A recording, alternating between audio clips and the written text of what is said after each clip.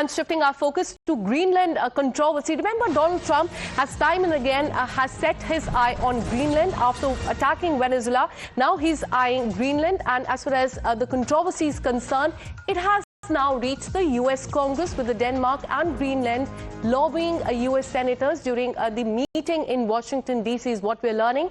Even as the lawmakers push a bill to block any US takeover and mandate NATO consent, Denmark has flagged a fundamental disagreement amid the discontinued, in fact, as far as pressure is concerned from Donald Trump as well.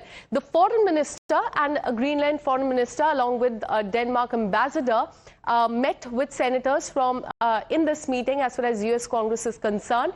And the king, the independent from Maine, hosted the meeting is what we're learning. And this comes as two others, as far as the foreign ministers from Denmark are concerned. They introduced legislation that would prohibit the use of funds from the US Defense or State Department to take control of the Greenland or any territory of any NATO member state without the allies' consent, as far as the North Atlantic Council is concerned. For more on this, let me go across to my colleague and consulting editor, Shinjoy Chaudhary. Shinjoy Chaudhary, tell us about what is happening as far as the entire Greenland controversy is concerned. We're learning that there have been meeting between the Danish Foreign Minister and the Greenland Foreign Minister with the Denmark ambassador as well. What really happened in that meeting?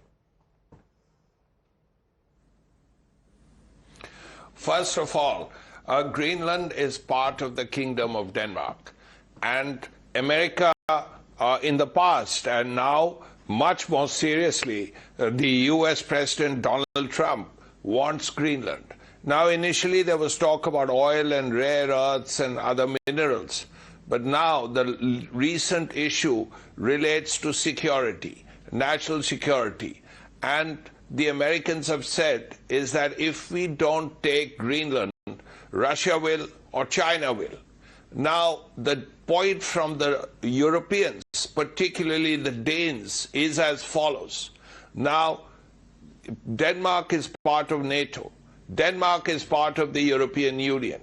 And the point here is that even today, there are about 120 American soldiers in Greenland because they are part of NATO. Now, in the past, Denmark says America had almost 15,000 soldiers. So if there is such a problem about Russia and China and national security, as part of NATO, the Danes say that let America move in, say, 15,000 troops if they wish, as a part of a NATO contingent. Now the American situation is as follows. One option, of course, is to move in troops as a NATO ally. That's all right. The other option is annexation. There can be similar situations in between. Now, if you annex a part of another country that is an ally and is part of NATO and is part of the European Union, there is going to be serious unhappiness within Europe, within the other countries. And there are questions that will be raised about Taiwan. Then, how will Xi Jinping see Taiwan? How will the Russians see Ukraine, of course, but also, let's say, Estonia? So these are questions that are coming up. We have to see what President Trump's final decision will be.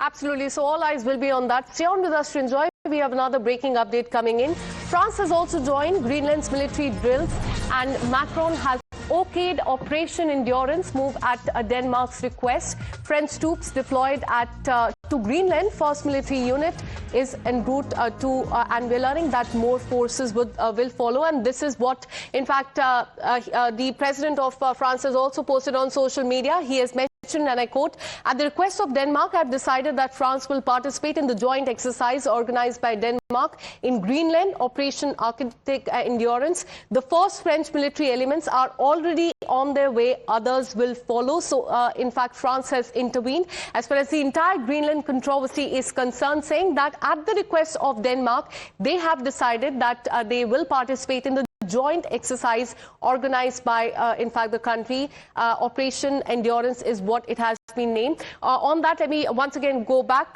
to my colleague Srinjoy for more on that. Srinjoy, tell us about the intervention of France as far as Greenland is concerned.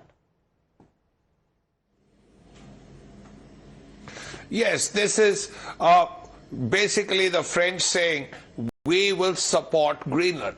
We will support Denmark, a fellow European country. And there are many European countries that support Denmark, directly or indirectly. The 3 Baltic states are very much in favor of Denmark.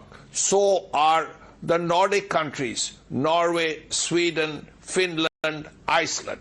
So are the bigger European countries like France, which has already sent troops to Greenland, Germany also.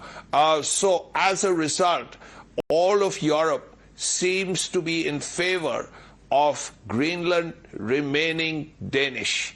Now, how the Americans deal with this, what they have to say about it, remains to be seen. But the basic point that the Europeans are making is that let Greenland remain Danish. If you're so worried about security and so concerned about Russian interference and Chinese interference, let's ensure there is a lot of NATO troops there, as there were in the past. Once upon a time, as I had mentioned, there were 15,000 American troops there, basically as part of NATO, for the protection of Greenland during the Cold War. Now, if this is another Cold War coming up and the Russians and Chinese are involved, send your troops as part of a NATO contingent. There are already French, there can be German, Scandinavian, Baltic, they can all be there, and Greenland can remain Danish. Absolutely. Now, France has waded in. It remains to be seen whether more countries will join in the drills as well. Thanks so much, Srinjoy, for getting us all those details. With this, a short break.